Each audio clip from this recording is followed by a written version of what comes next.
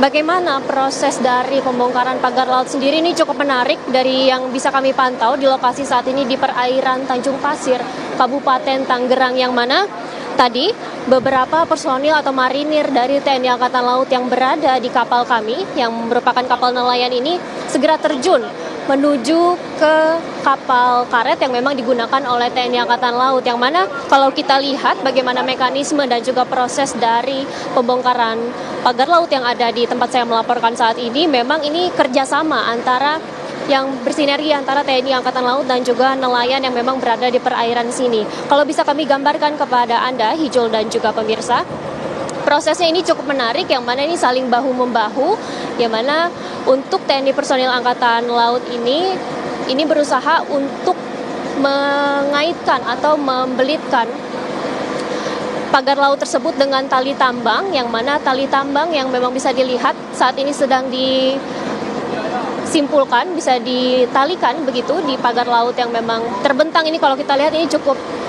panjang sekali, ini dikaitkan oleh TNI Angkatan Laut melalui kapal karetnya, dan juga nanti akan ditarik dengan kapal nelayan yang memang saat ini sedang kami tumpangi. Dan inilah proses bagaimana penarikan dari ataupun pembongkaran dari kapal laut yang memang digunakan.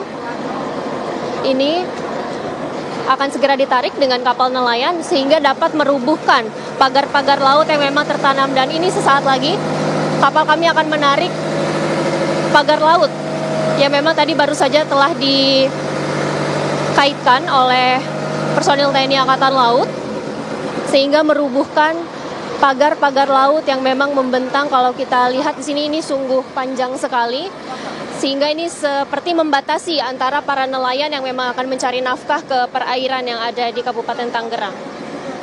Namun untuk bagaimana kondisi terkini yang ada di sini, kami memantau memang sudah ada beberapa ataupun puluhan dari personil TNI Angkatan Laut yang memang ini mereka bertugas untuk mengkaitkan ataupun menyambungkan antara kapal nelayan yang memang kami tumpangi ke pagar laut yang saat ini sedang diupayakan untuk dirubuhkan begitu. Dan untuk kondisi di perairan Kabupaten Tangerang di Tanjung Pasir sendiri ini, memang kalau kita lihat ini airnya sudah cukup pasang begitu untuk pagi hari ini, sehingga memang untuk ombaknya sendiri ini cukup terombang-ambing.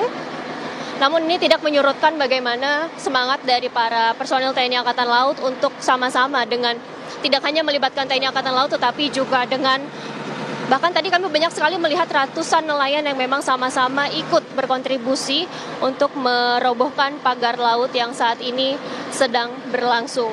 Dan untuk di kapal kami sendiri, ini sedang berusaha untuk menarikan tambang yang mana nantinya akan dikaitkan begitu ke pagar-pagar laut yang kalau kita lihat memang ini pucuknya ini cukup panjang, berada kurang lebih 3 meter di bawah permukaan laut. Namun kalau untuk prosesnya bagaimana nanti ditarik oleh kapal nelayan yang kami tumpangi ini memang cukup kuat begitu, sehingga dapat mudah sekali dirobohkan dengan kapal nelayan yang memang digunakan untuk menarik dan juga merobohkan pagar-pagar laut yang membentang di sepanjang perairan Kabupaten Tangerang, tepatnya di Tanjung Pasir, di tempat kami melaporkan saat ini. Hijau. Baik, misalnya itu tadi untuk pantauan di Tanjung Pasir. Kita akan menuju rekan kami yang berada di Pulau Cangkir, Ikra Anggana. Kalau dari sana bagaimana pantauan terkini?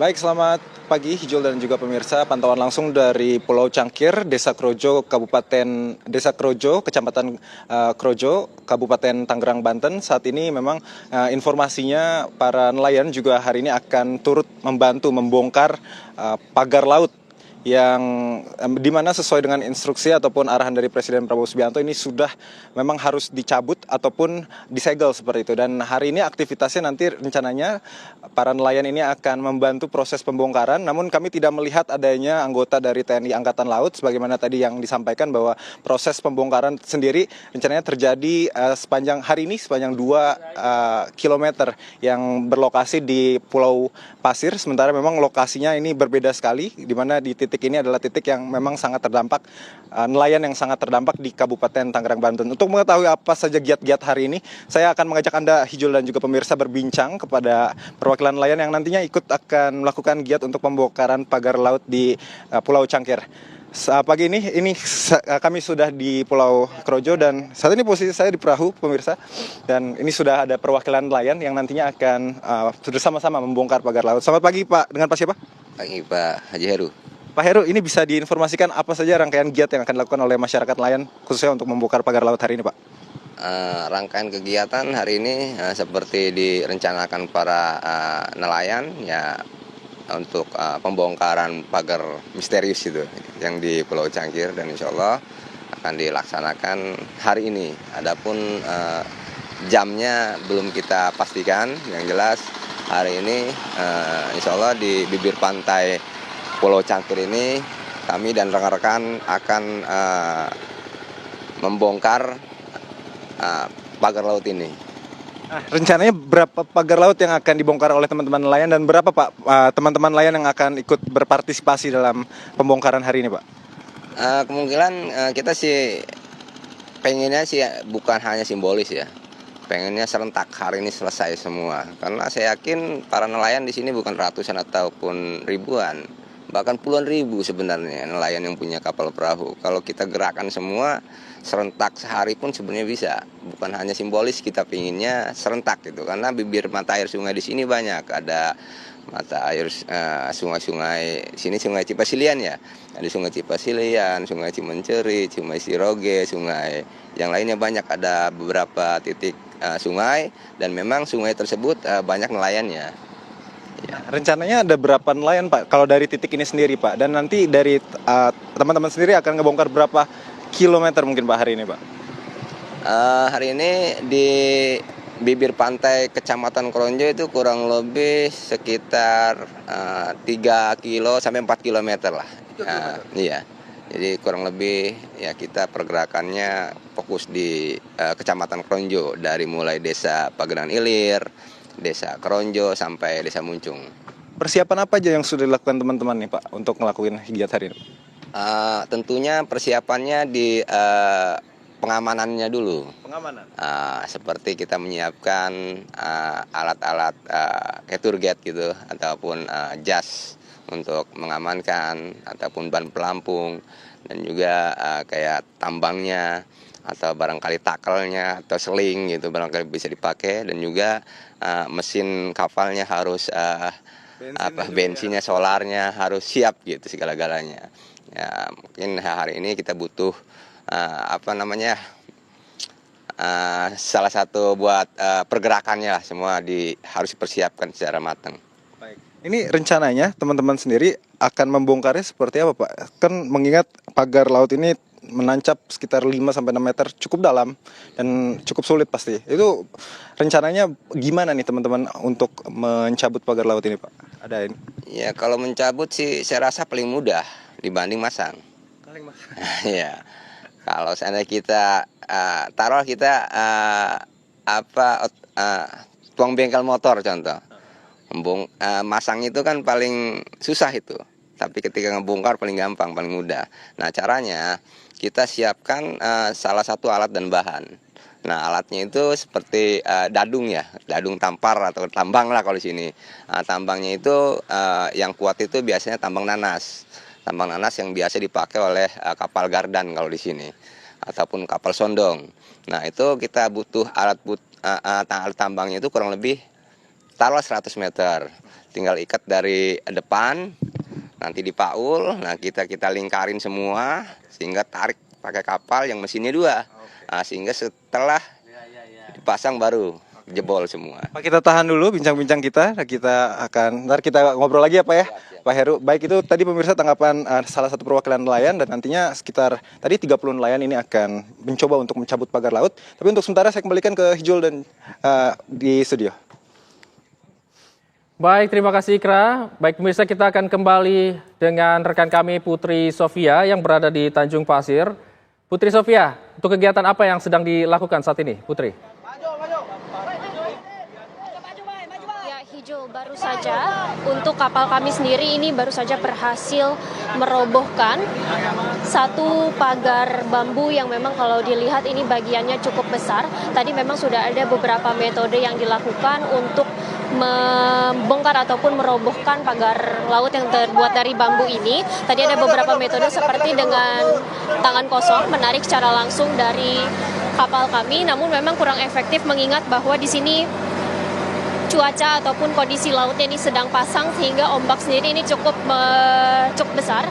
Namun tadi dari pantauan kami di kapal nelayan yang memang ini bertugas untuk merobohkan pagar laut sendiri, ini menggunakan tali tambang begitu yang memang dikaitkan ke salah satu bambu-bambu yang memang berjajar begitu di perairan Tanjung Pasir Kabupaten Tangerang. Dan tadi setelah dikaitkan, kapal nelayan kami ini maju begitu sehingga ini dapat merobohkan pagar laut yang terbuat dari bambu, yang mana tadi dapat dilihat di sebelumnya bahwa ini telah diangkut oleh para nelayan. Kalau kita lihat ini susunannya cukup padat begitu ya, bagaimana dari bilah-bilah bambu tersebut ini sama-sama disambungkan, yang mana ini telah membentuk di bagian bawahnya sehingga ini cukup berat begitu, cukup sulit bagi kami jika menggunakan tangan kosong, sehingga tadi kami dari nelayan yang berada di kapal kami ini cukup mengaitkannya dengan beberapa tali tambang yang memang ini cukup kuat dibantu dengan dorongan kapal nelayan kami. Dan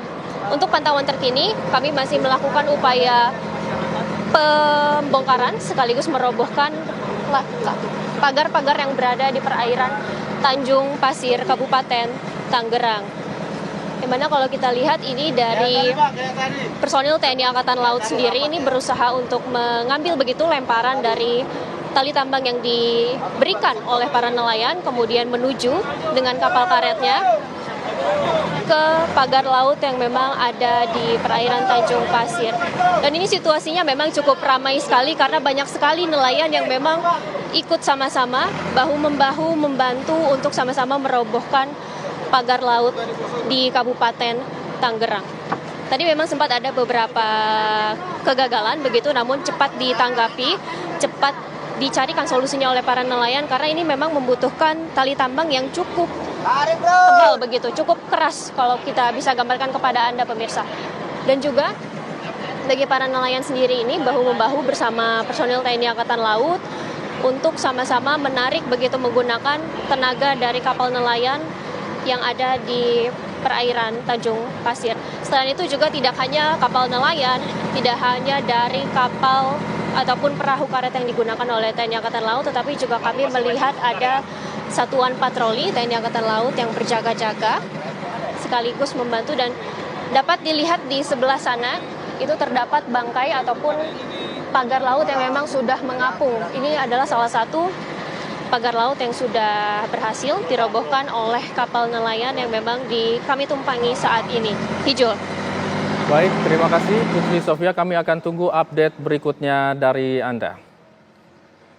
Baik, pemirsa, kami akan kembali bersama dengan Ibu Nimi. Ibu Nimi, tadi kita sempat membahas bahwa salah satu nelayan berargumen untuk membangun pagar laut ini untuk menolak abrasi. Lalu ada juga yang mengatakan bahwa ini sebagai budidaya kerang hijau. Untuk tanggapan dari Ibu Nimi seperti apa? Ya, jadi gini, menarik juga tadi ya yang disampaikan oleh Pak Brigjen Hari Indarto. Betul. Ya. Katanya justru lebih mudah nih bagi kami karena nggak tahu siapa pemiliknya gitu ya. Jadi agak ini juga sih menurut saya. Jadi seharusnya kan kok bisa tiba-tiba yang sepanjang 30,16 km itu nggak diketahui. Tapi kalau misalkan swadaya seperti itu tetap harus mengurus izin kepada KKP. Ya karena kan itu kan masih wilayah laut kita kan. Jadi memang kan kalau kita bicara perikanan tangkap, kan ada wilayah fishing ground-nya, 0 sampai 4 mil laut, 4 sampai 12, 12 sampai 200, dan di atas 200, begitu kan. Jadi ya itu memang kewenangannya harusnya, tapi kan kewenangannya siapa? Tadi misalnya di Kabupaten Tangerang, harusnya kan kepala dinasnya gitu ya, yang memberikan izin di situ. Tapi kan tidak ada lagi karena Undang-Undang Nomor 23 tahun 2014, sehingga kan izinnya harus ke provinsi, misalnya seperti itu. Jadi artinya tadi seharusnya kan seyogyanya pada saat itu dipasang ya izin, tapi kan kok main dipasang aja. Jadi saya pernah berseloroh juga nih. Jadi kadang-kadang kan gini, lebih baik katanya minta maaf daripada minta izin katanya gitu kan ya. Jadi gini, misalnya ya udah kita pagarin aja dulu, nanti kalau nggak ada yang ngebongkar berarti ya udah kita terusin gitu kan. Nah itu yang menurut saya kan, apalagi kita kan negara hukum gitu ya. Seyogyanya sih memang apapun itu yang dilakukan seyogyanya harus ada izin. Nah kalau memang tadi misalnya dikatakan bahwa itu untuk menahan abrasi, terus kemudian untuk menanam kerang hijau, kembali tadi bahwa kan kesesuaian lahan itu kan disesuaikan dengan kondisi perairannya. Apakah memang cocok untuk perikanan tangkap, cocok untuk budidaya, kalaupun budidaya apa yang cocok gitu kan ya. Jadi itu tuh harusnya disesuaikan gitu. Tapi kalau misalnya alasannya tidak ada dasarnya, nah kan itu juga menjadi tidak tepat gitu. Karena kalau misalnya kembali ya, kalau kita bicara menahan abrasi, ya kan memang dia memecah arus tadi gitu. Tapi kan seberapa kuatnya dia untuk menahan abrasi itu, dalam pemikiran saya, kenapa kita tidak menanam hutan mangrove yang jelas-jelas memang tadi yang saya sampaikan fungsi ekologisnya menahan abrasi, dan kita tahu bahwa hutan mangrove itu adalah salah satu yang bisa menyerap karbon paling tinggi kan gitu. Jadi dari satu batang hutan mangrove aja misalnya kita tanam gitu kan ya, itu kan akan bisa mengurangi CO2 itu sebesar 12 lebih kurang 12 kilogram ya untuk mengurangi CO2-nya gitu. Jadi ya tadi, jadi maksudnya jangan cari alasan yang menurut hemat kami ya itu bukan alasan yang tepat untuk disampaikan gitu. Tapi kalau kita lihat Bu di layar ini bambunya seperti ini Bu. Kalau menurut Ibu ini bisa Bu untuk memecah abrasi? Ya itu kembali tadi gelombang. karena kan dia tersusun seperti memagar lautan gitu kan ya. Jadi sebenarnya kalau kita lihat lagi itu kan juga apalagi dia bambu, dia kan tidak memiliki kemampuan untuk lama menahan, untuk kan dia punya umur teknis. Ya kan gitu kan, nggak kuat gitu ya, nggak sekuat misalnya kalau makanya orang mendirikan tembok gitu kan, yang dia juga nggak akan kalau kan kita namanya di laut itu kan kita ketidakpastiannya tinggi gitu ya. Nah jadi memang kembali kalau menurut hemat saya ya perlu diusut juga siapa itu yang memasang itu gitu kan. Karena kalau tidak itu kan menjadi pembiaran, sehingga kan di negara kita, negara hukum ini seolah-olah hukum tidak berjalan dengan baik. Jadi sebenarnya kan mungkin ya yang saya tahu atau informasi yang saya dapatkan itu, kenapa ini diangkat karena ada laporan kepada ombudsman kan. Ombudsman kan melayani publik. Jadi tadi ombudsman kemudian follow up terkait dengan informasi yang ada, karena sudah ada yang terganggu dengan adanya kegiatan ini di lapangan. Karena ada yang terganggu tadi itu, informasi yang saya dapatkan juga bahwa ada sekitar, tapi tadi dari nelayan sampaikan bahwa sebenarnya lebih dari 10.000 katanya kan. Tapi dari data yang ada sekitar 3.888 katanya kan nelayan tangkap. Dan 500 nelayan budidaya.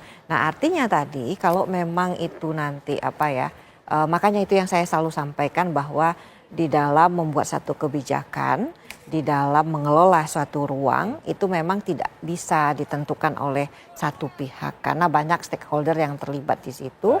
Dan yang saya sampaikan juga kan kita harus ada ABG, akademisi, businessman, dan government. Jadi berharap government dalam hal menentukan kebijakan ada riset yang dilakukan. Riset itu dilakukan oleh akademisi, kemudian itu disampaikan sebagai masukan kebijakan. Kemudian kebijakan yang tadi disampaikan masukan oleh akademisi itu disosialisasikan secara publik ke siapa? Ke bisnismennya gitu. Karena mereka lah yang menjadi pelaku di lapangan gitu.